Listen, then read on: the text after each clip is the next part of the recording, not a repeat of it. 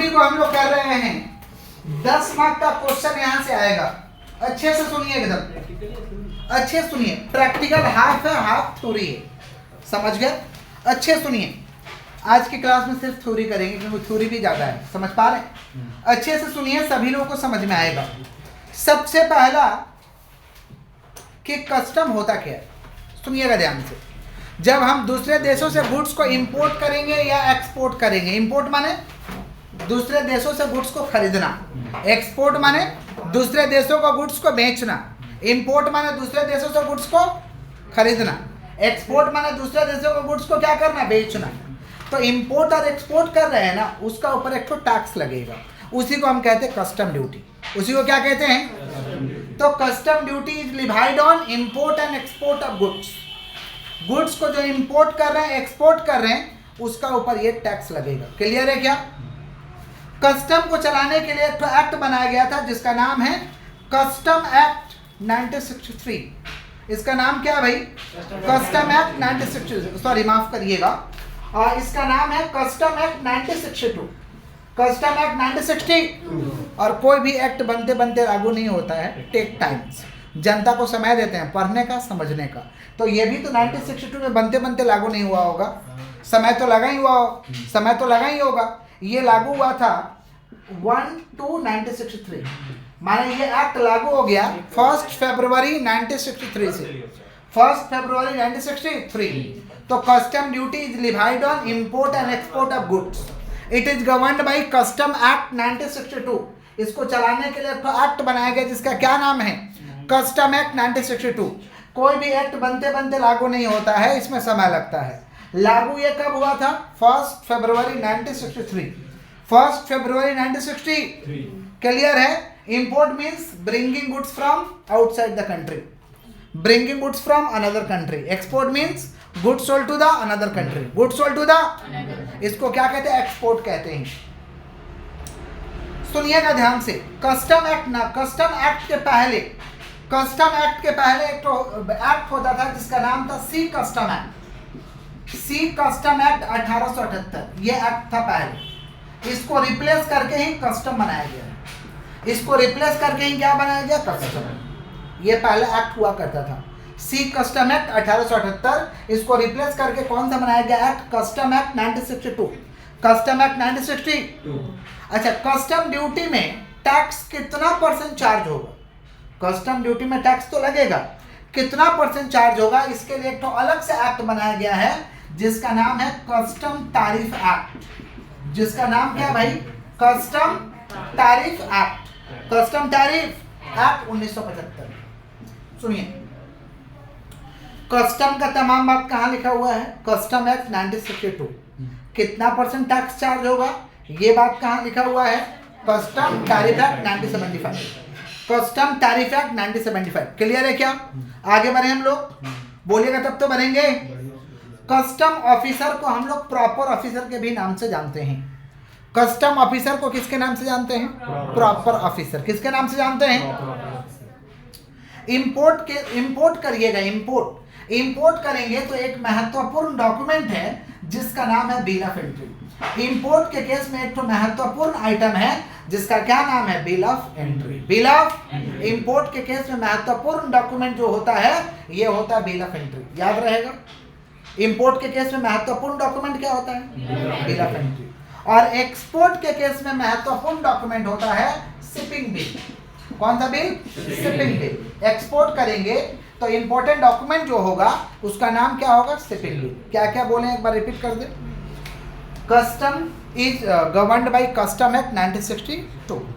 Custom duty is levied on import and export of goods. It is effective on 1 February 1963. Clear है?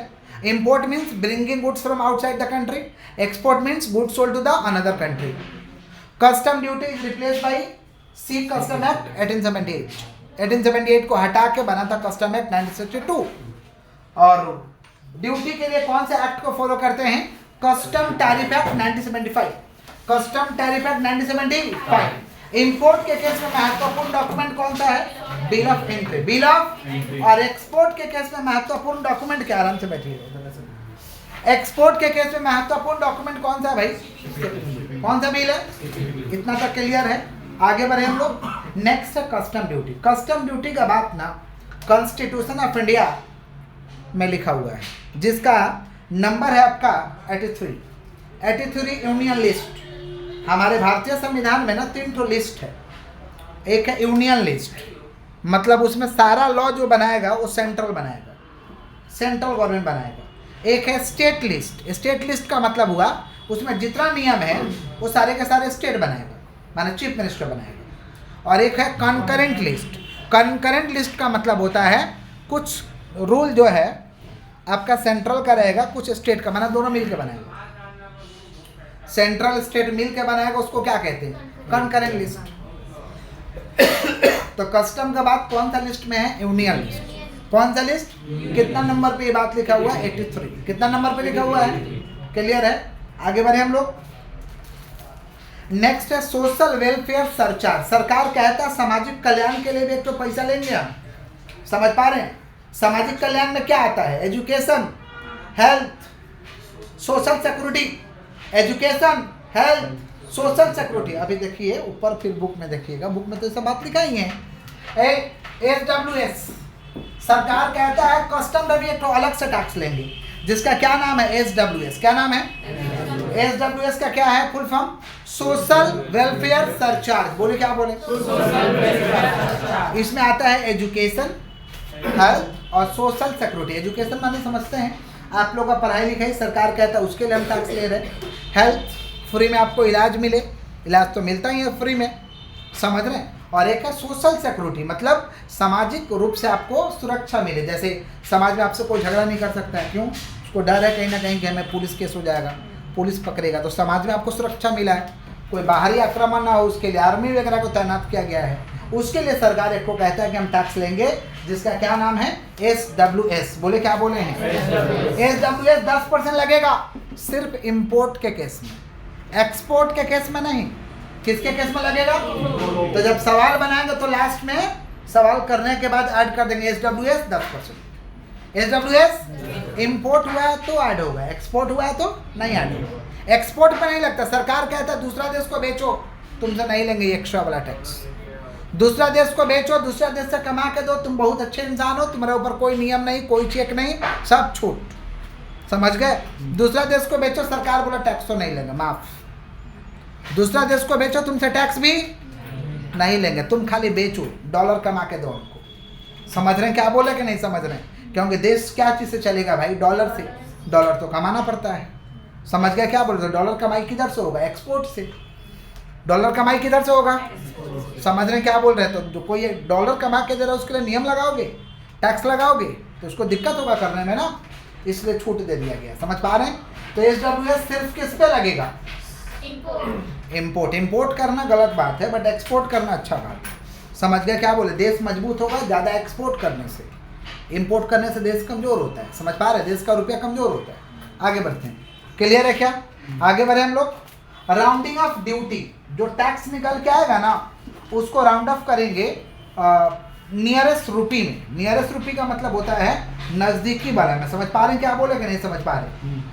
मतलब नज़दीकी जो 100 होगा वहाँ पे उसको राउंड अप कर देंगे। समझ पा रहे हैं क्या बोल रहे हैं कि नहीं समझ पा रहे? जैसे मान लो 40,929 है तो 30 कर देंगे, 40,930। नियरेस्ट रूपी माने उसके नज़दीकी वाले 1 रुपये में चले जाओ, या तो पीछे या तो आगे, या तो पीछे या तो नियरेस्ट में चले जाओ। क्लियर है क्या? आगे बढ़े हम लोग, आगे बढ़ें। चलिए सुनिएगा ध्यान से। Treatment of government goods. Government भी दूसरा देश से कुछ इंपोर्ट करेगा तो उसका ऊपर सेम नियम लागू होता है। नॉर्मल व्यक्ति भी इंपोर्ट करेगा तो उसके ऊपर सेम नियम, नॉर्मल व्यक्ति भी एक्सपोर्ट करेगा तो उसका ऊपर सेम नियम। तो गवर्नमेंट भी तो इंपोर्ट एक्सपोर्ट करता है ना। जैसे गवर्नमेंट इंपोर्ट करता है, जैसे कभी कभी देश में किसी चीज़ का कमी हो जाता है तो सरकार दूसरा देश से खरीद के लाता है। तो सरकार तो खरीद के लाया, तो उसका ऊपर भी जो नॉर्मल व्यापारी के ऊपर नियम है वही नियम उसके ऊपर भी लागू होगा। क्लियर है क्या? क्लियर? आगे बढ़ें। नेक्स्ट, अच्छे सुनिए।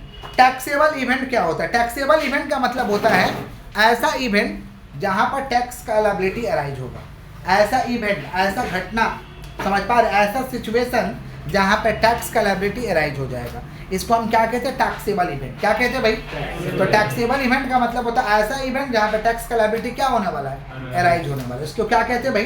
Taxable event. आगे बढ़े, सुनिए, गुड्स इंपोर्टेड बाई भेजल। भेजल का मतलब क्या होता है? शिप वगैरह से माल आ रहा, गुड्स आ रहा शिप से। गुड्स किससे आ रहा? तो इसका दो डेट है, एक है आपका bill of entry, bill of entry for home consumption, और date of entry inward. Date of entry which ever is later, which ever is, दो डेट है, एक है आपका bill for entry for home consumption, bill of entry for, और एक है date of entry inward. Date of entry, दोनों में जो डेट बाद में आएगा वो वाला डेट को ले लेंगे। समझ गए? ये सवाल बनाते समय काम आएगा सब नियम। अगर क्या चीज से माल आ रहा? शिप वगैरह से आ रहा। अगर व्हीकल से आ रहा तो सेम नियम, bill of entry for home consumption और डेट ऑफ कन्वीनियंस माने डेट ऑफ अराइवल।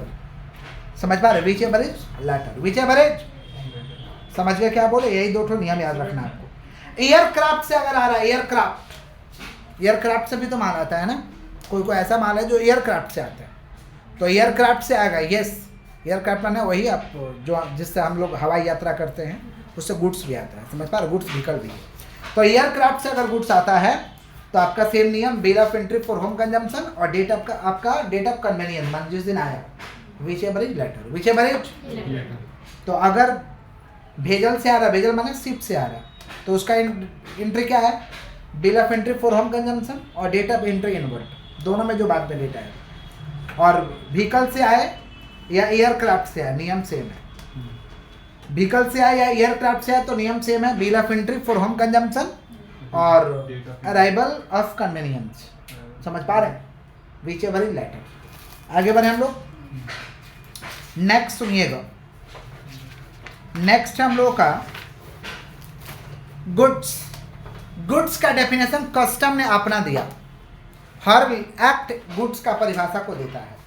कस्टम ने गुड्स का परिभाषा को दिया। गुड्स इंक्लूड्स, बोला गुड्स हमारे लिए क्या क्या है। कस्टम ड्यूटी ने बोला कि गुड्स हमारे लिए क्या है। गुड्स इंक्लूड एयरक्राफ्ट एंड भेजल। दूसरा देश से एयरक्राफ्ट खरीदते हैं, अरे इंडिगो वगैरह तो एयरक्राफ्ट खरीदता है बिजनेस करने के लिए। जो शिप कंपनी, जो एयरक्राफ्ट कंपनी है वो एयरक्राफ्ट खरीदेगा, जो शिप कंपनी वो शिप खरीदेगा। तो दूसरा देश से भी तो हम लोग लेते हैं, तो आपके लिए गुड्स है। आपके लिए क्या है? तो गुड्स इंक्लूड एयरक्राफ्ट एंड भेजल। शिप खरीदो या एयरक्राफ्ट करो, गुड्स, एयरक्राफ्ट खरीदो गुड्स है। स्टोर्स, स्टोर्स का मतलब होता है किसी जगह में हम लोग किसी दूसरे देश में जगह ले लिए, किसी दूसरे देश में क्या ले लिए, वहाँ गुड्स रखते हैं। जैसे श्रीलंका में अपना ऑयल का सब लिया हुआ रिजर्व, तो कुछ स्टोर टाइप का आप ले लिए, वो भी आपका गुड्स है। तो एयरक्राफ्ट एंड भेजल्स और क्या, स्टोर्स, बैगेज, कोई बैगेज आ रहा है, समझ पा रहे हैं क्या बोल रहे हैं, तो आपका वो गुड्स है। करेंसी एंड नेगोशिएबल इंस्ट्रूमेंट, दूसरा देश से हम लोग कुछ कागज उगज मंगाते हैं कुछ बनाने के लिए, पेपर मंगाते हैं, समझ पा रहे हैं, या करेंसी वगैरह मंगाते हैं दूसरा देश से, समझ पा रहे हैं, जिस पर हम लोग नोट का छपाई करते हैं। तो अगर इस तरीके का कुछ मंगाते हैं तो वो भी गुड्स है, वो भी गुड्स है। Any other kind of movable property, कोई मूवेबल प्रॉपर्टी आ रहा है जिसको एक जगह से दूसरी जगह तक ले जा सकते हैं, वो भी गुड्स है, वो भी क्या है। Any other kind of movable property में आता है आपका एनिमल, दूसरा देश से एनिमल आता है, समझ पा रहे हैं, डॉग, काऊ, बुफेलो, हाँ एनिमल, बर्ड्स, दूसरा देश से चिड़िया लेके आते हैं, समझ पा रहे हैं, ये सब भी लेके आओगे तो गुड्स है, इस सब पे कस्टम ड्यूटी लगेगा। तो गुड्स का डेफिनेशन पूछेगा, define goods as per custom act, तो क्या लिखेंगे, goods includes, goods includes aircraft and vehicles, baggage, stores, currency and negotiable instrument, any other kind of movable property. Movable property includes animal, birds, समझ पा रहे हैं, etcetera are liable to, समझ पा रहे, कस्टम ड्यूटी, ये सब पे कस्टम ड्यूटी लगेगा। क्लियर है क्या? आगे बढ़े हम लोग। तो गुड्स का डेफिनेशन आराम से लिख दीजिएगा। गुड्स इंक्लूड्स, क्या क्या लिखोगे, aircraft and vehicles, aircraft and दूसरा स्टोर्स, बैगेज, और क्या, करेंसी, करेंसी, और any other kind of movable property, any other kind of, ये तमाम चीज कहाँ आएगा, गुड्स का डेफिनेशन में। आगे बढ़े हम लोग का ना, सी में, समुद्र में भी सीमा रेखा है, उसके पार जाओगे तुरंत गोली चलने लगेगा अंधाधुंध, समझ पा रहे? उसके पार जाओगे क्योंकि तुम एरिया क्रॉस कर जा रहे, समझ पा रहे? वहाँ भी आपका एरिया है, बेस लाइन है वहाँ भी, समझ पा रहे हैं? जैसे नॉर्मल एलओसी है ना, लाइन ऑफ कंट्रोल, तो समुद्र में भी हम लोग का फैला हुआ है, समझ रहे हैं? तो इंडियन टेरिटोरियल जो वाटर है ये फैला हुआ है 12 नॉटिकल माइल्स। गूगल कर लीजिएगा नॉटिकल माइल्स कितना जगह दूर को कहते हैं, समझ पा रहे? ये फैला हुआ है 12 nautical miles from base line, base line से 12 नॉटिकल माइल्स तक फैला हुआ है Indian territorial water. Indian territorial water ये जगह है, समझ पा रहे? इसी में तो मछुआरा लोग को समझ नहीं आता, पार कर जाता है, बट अरेस्ट कर लेता है, समझ पा रहे हैं क्या बोल रहे हैं? दूसरा देश का नेवी पकड़ लेगा तुरंत। Next Indian custom water, Indian custom water फैला हुआ है बेस लाइन से 24 नॉटिकल माइल्स तक। बेस लाइन घर में देखना है नॉटिकल माइल, ये भी देखने लगे आप, सुनिए, it is extended up to 24 nautical miles, समझ पा रहे? नॉटिक किलोमीटर जैसे होता है ना नॉर्मल, वाटर का वो नॉटिकल माइल्स में मेजरमेंट होता है, समझ पा रहे हैं क्या बोल रहे हैं? एक बार देख लीजिए। तो Indian territorial waters base line से कितना नॉटिकल माइल्स तक फैला हुआ है? 12 नॉटिकल माइल्स। और Indian custom water base line से 24 नॉटिकल माइल्स, समझ पा रहे हैं? और Indian exclusive economic zone, exclusive economic zone फैला हुआ है बेस लाइन से 200 nautical miles, yes 200 nautical miles, समझ पा रहे हैं? पूछता है कि एरिया इंडियन टेरिटोरियल वाटर का कितना है, तो क्या लिखेंगे हम लोग? और it is extended up to 12 nautical miles from base line. और इंडियन अगर कस्टम वाटर पूछेगा तो it is extended up to 24 nautical miles from base line. और इंडियन एक्सक्लूसिव इकोनॉमिक जोन का अगर पूछेगा तो it is extended up to 1200 nautical miles from the क्या? Base line, from the base line. Clear है क्या? हम जगह बोल रहे हैं, आप लोग नाम बताइएगा। At 12 nautical mile from the base line किसका है ये? Indian territorial water. 24 nautical miles from the base line Indian custom water. और 200 nautical miles from the base line exclusive economic zone, Indian exclusive economic zone, समझ पा रहे? हम नाम बोल रहे हैं, आप लोग जगह बताइएगा। Indian territorial water 12 nautical miles from the base line. और Indian custom water 24 nautical miles from the base line. और Indian exclusive economic zone 200 nautical mile from the base line. Clear है? आगे बढ़े हम लोग। Yes yes nautical. Duty, duty के बाद कहाँ लिखा हुआ है? Custom tariff act 1975। ड्यूटी के बाद कहाँ लिखा हुआ है? Custom tariff act 1975। दो तरीका का वहाँ ड्यूटी है, एक है स्टैंडर्ड रेट और एक है प्रेफरेंशियल रेट। स्टैंडर्ड रेट और प्रेफरेंशियल रेट। स्टैंडर्ड रेट सारे गुड्स के लिए, जो नॉर्मल रेट है वो सारे गुड्स के लिए, स्टैंडर्ड रेट सारे गुड्स के लिए, और प्रेफरेंशियल रेट उस गुड्स के लिए है जो उस कंडीशन, एक प्रेफरेंशियल रेट का कंडीशन है, उस कंडीशन को सेटिस्फाइड करेगा तो उसका ऊपर लगेगा प्रेफरेंशियल रेट। दो तरीका का रेट है, एक है स्टैंडर्ड रेट और एक है प्रेफरेंशियल रेट। स्टैंडर्ड रेट सब गुड्स पे लागू होगा, समझ पा रहे? Standard rate charge on all the goods और preferential rate charge on those goods who satisfied specific criteria. कुछ नियम है कस्टम टैरिफ एक्ट का कि इस गुड्स का ऐसा अगर कंडीशन होगा तो ये वाला रेट लगेगा, समझ पा रहे हैं? तो लगेगा। हम लोग को हालांकि डेप्थ नहीं पढ़ना है, सिर्फ हम लोग को दो नाम पे चर्चा करना है, समझ पा रहे हैं क्या बोल रहे हैं? तो कस्टम टैरिफ एक्ट में दो रेट आपको दिया हुआ है। कौन कौन सा रेट है? स्टैंडर्ड रेट और प्रेफरेंशियल रेट। स्टैंडर्ड रेट और स्टैंडर्ड रेट का मतलब चार्ज ऑन ऑल गुड्स, और प्रेफरेंशियल रेट माने समझ पा रहे? सेटिस्फाइड, समझ पा रहे? स्पेसिफिक कंडीशन, तब आपको लगेगा अलग से रेट। क्लियर है? आगे बढ़े हम लोग, बोलिएगा तब ना।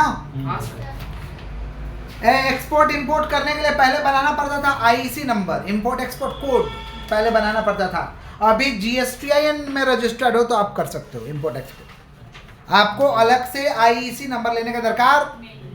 आप जीएसटी में रजिस्टर्ड हो तो आप इंपोर्ट एक्सपोर्ट कर सकते हो, आपके लिए लागू। समझ रहे हैं आप लोग क्या बोलना चाह रहे हैं? आप अगर जीएसटी में रजिस्ट्रेशन अपना कराए हैं तो इंपोर्ट एक्सपोर्ट कर सकते हैं, लेकिन पहले लेना पड़ता था IEC number, import export code, ये सब हट गया, समझ पा रहे हैं? अब सिर्फ जीएसटीआईएन नंबर रहेगा, जीएसटी में आप रजिस्टर रहिएगा तो आप इंपोर्ट एक्सपोर्ट कर सकते हैं। चलिए डिफरेंट टाइप्स का कुछ स्पेशल ड्यूटी है, उसके बारे में हम लोग को पढ़ना है। पहला हम लोग का है प्रोटेक्टिव ड्यूटी। पहला कौन सा ड्यूटी है भाई? सुनिएगा ध्यान से। डोमेस्टिक मैन्युफैक्चरर को प्रोटेक्ट करने के लिए, नाम से ही तो पता चला प्रोटेक्टिव ड्यूटी। डोमेस्टिक मैन्युफैक्चरर को प्रोटेक्ट करने के लिए सरकार को अगर लगेगा कि एक तो टैक्स लगाना चाहिए तो लगा देगा आपका प्रोटेक्टिव ड्यूटी, अलग से एक तो टैक्स लगा देगा।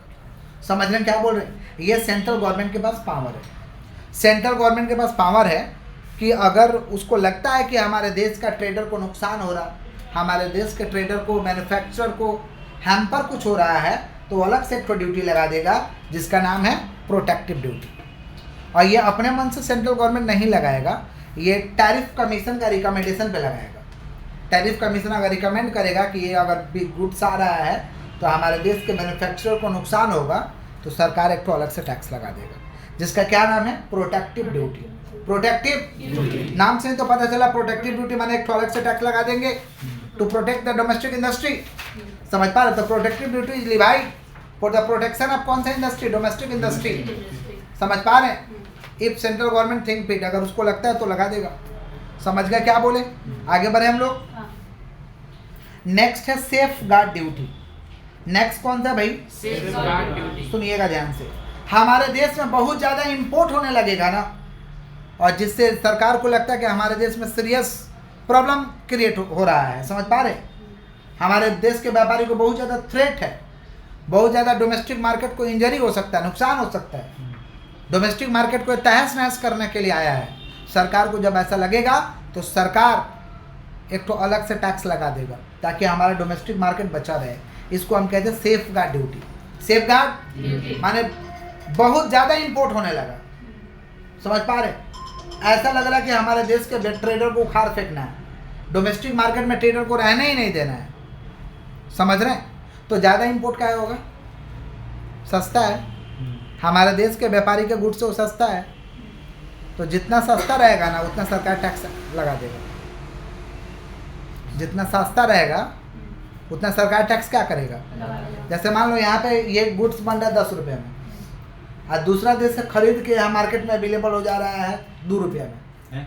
बन रहा है 10 रुपये में, और दूसरा देश से खरीद के 2 रुपये में अवेलेबल हो जा रहा है, तो लोग ज़्यादा इंपोर्ट कर रहे हैं क्योंकि सस्ता मिल रहा है। अब ये 2 रुपये का माल ये लोग बेच दे रहे 8 में। समझ पा रहे हैं? 2 का माल कितना बेच रहे हैं? किसको बर्बादी हो रहा है? Domestic trader. तो सरकार देखेगा ना कि जितना रुपया से बर्बादी हो रहा उतना टैक्स के रूप में चार्ज कर देगा ताकि उसका गुड्स महंगा हो जाए। गुड्स महंगा हो जाए तो सस्ता। अब तो अब जैसे मान लो 2 रुपये में किन रहे हो, सरकार को ऐसे लगा मेरा डोमेस्टिक ट्रेडर बर्बाद हो रहा तो 8 रुपये टैक्स लगा देगा। बराबरी पे आ गया। समझ रहे हैं क्या बोल रहे हैं? इसी को हम कहते हैं safe guard duty. Safe guard समझ रहे हैं क्या बोल रहे हैं? कब लगाएगा ये भाई? ऐसा लगा कि डोमेस्टिक इंडस्ट्री मेरा बर्बाद हो जाएगा, सीरियस इंजरी है, तो सरकार लगा देगा। क्लियर है क्या? इसको कौन सा ड्यूटी कहते हैं? Safe guard duty. ये सब ठीक ही है कंसेप्ट भाई। आगे बढ़ते हैं। Anti subsidy duty. कोई देश का सरकार अपने एक्सपोर्टर को सब्सिडी दे रहा है कि उस देश में बेचो, उसका देश का मार्केट कैप्चर करना है। नहीं समझे? छूट दे दिया। छूट देने से क्या होगा? उसका गुड्स सस्ता हो जाएगा। वो सस्ता गुड्स को बेचेगा कि मार्केट को तहस नहस किया जाए। तो ऐसा अगर करेगा ना तो सरकार एंटी सब्सिडी ड्यूटी लगाएगा। एंटी सब्सिडी माने जैसे मान लो कोई दूसरा देश का गवर्नमेंट है, सामान का दाम 100 रुपया है, सामान का दाम 100 रुपया है, सरकार बोला कि हम तुमको दे देना 70 रुपया सब्सिडी के रूप में, तो तुम्हारा सामान का दाम कितना हो गया? 100 रुपये में बनाया है, 70 को हमको ऐसा ही दे दिया, तो मेरे सामान का दाम कितना हो गया? अब बोला तुम ठीक है बेचो, इंडिया में बेचो खुलेआम, इंडिया के मार्केट को तहस नहस करो। 100 का माल कितना में बेच रहा हूँ?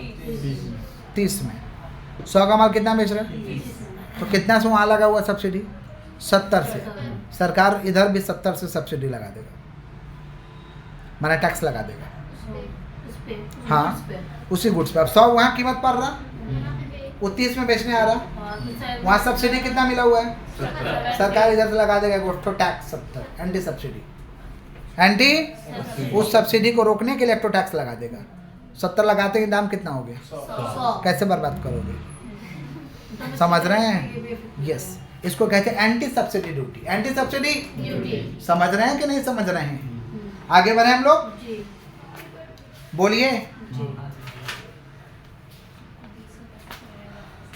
क्लियर? थ्योरी इतना ही है। बुक खोलिए, मार्क करते हैं। एक बार थ्योरी फटाफट क्या पढ़े एक बार पूछते हैं फटाफट। सुनिए, रिपीट करें, रिपीट ऐसा कर दे। सुनो ध्यान से, फटाफट बोलिए। कस्टम को चलाने के लिए कौन सा एक्ट बनाया गया था? Custom act 1962। कोई भी एक्ट बनते बनते लागू की टेक टाइम कब लागू हुआ था? 1963। कस्टम ड्यूटी क्या चीज पे लगेगा? Import and export of goods, not services, only goods, only. समझ पा रहे हैं? अच्छा, कस्टम कैसे बना था? कौन से एक्ट को रिप्लेस किया गया? Custom sea act 1878। अच्छा, टैक्स के लिए एक तो अलग से एक्ट है जिसका नाम क्या है? Custom tariff act 1975। Custom officer को क्या कहते हैं? Proper officer. क्या कहते हैं? इंपोर्ट के केस में महत्वपूर्ण document bill of entry, export के केस में महत्वपूर्ण डॉक्यूमेंट शिपिंग। समझ पा रहे हैं क्या बोले कि नहीं समझ पा रहे हैं? Rounding off duty nearest ₹1। SWS import पे लगेगा कितना परसेंट? 10%। कितना परसेंट? SWS माने सोशल वेलफेयर सरचार्ज। इसमें क्या आता है? Education, health, social security. Education, health, समझ पा रहे हैं? गवर्नमेंट भी कुछ गुड्स को इंपोर्ट या एक्सपोर्ट करेगा तो उस पर सेम नियम लागू होगा। GSTIN नंबर से काम हो जाएगा, IEC का दरकार नहीं है। टैक्सेबल इवेंट कब अराइज होगा? जब टैक्स चार्ज होगा। समझ रहे हैं? गुड्स इंपोर्ट अगर भेजल से हुआ है तो date of entry for home consumption और date of entry inward, whichever is later, whichever is, और गुड्स इंपोर्टेड बाय व्हीकल तो date of entry for home consumption और date of convenience, whichever is later. आपका aircraft का भी same नियम। उसके बाद क्या पढ़े भाई? गुड्स, गुड्स का डेफिनेशन में क्या आएगा? Aircraft, vessels, baggage, stores, currency और any other kind of movable product. Indian territorial water कहाँ तक फैला हुआ है? 12 nautical mile from the baseline. Indian custom water कहाँ तक? 24 nautical mile from the baseline. और Indian exclusive economic zone 200 nautical mile from the baseline. Duty कितना तरीका का भाई? 2। कौन कौन? स्टैंडर्ड रेट और प्रेफरेंशियल रेट। स्टैंडर्ड रेट और फिर हम लोग क्या समझे? Protective duty. हमारे देश के ट्रेडर को बचाव करने के लिए सरकार टैक्स लगाएगा, उसको प्रोटेक्टिव ड्यूटी कहते हैं। सेफगार्ड ड्यूटी, बहुत ज्यादा क्या हो रहा है भाई? इंपोर्ट हो रहा है, डोमेस्टिक मार्केट को तहस नहस करने का साजिश से तो तो टैक्स लगाया जाएगा, जिसका नाम क्या है? Safeguard duty. एंटी सब्सिडी, कोई सरकार छूट दिया आपने व्यापारी को तो जितना छूट दिया उतना ही इधर लगा देंगे हम टैक्स। इसको हम क्या कहते हैं? Anti subsidy. क्या कहते हैं? Anti subsidy. बुक खोले माफ को।